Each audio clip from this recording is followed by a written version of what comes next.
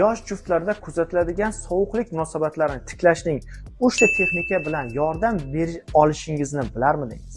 Aynan sizlarga ushbu texnikani hozir o'rgataman.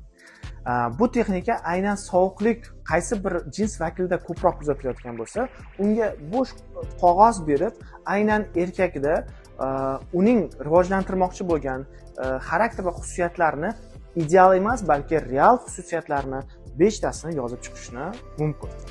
Aynan o'sha xususiyatlarni ayol kishi xohlaydi. Endi ikkinchisi bu erkak kishiga ham xuddi shu. Ayol kishida unda bo'lmagan, lekin bo'lishni xohlagan, rivojlantirishni xohlagan xususiyatlarni 5 tasini yozib chiqadi.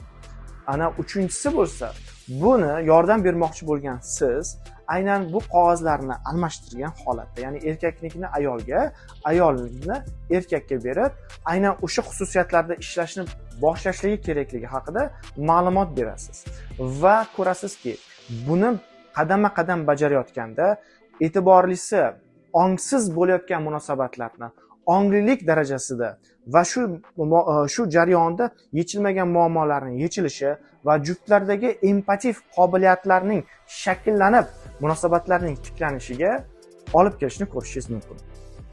Shunga o'xshagan foydali kontentlarni ko'rishni xohlasangiz, sahifamga obuna bo'ling va ushbu videoni munosabatlariga yordam beradigan, befarq bo'lmagan yaqin insoningizga jo'natib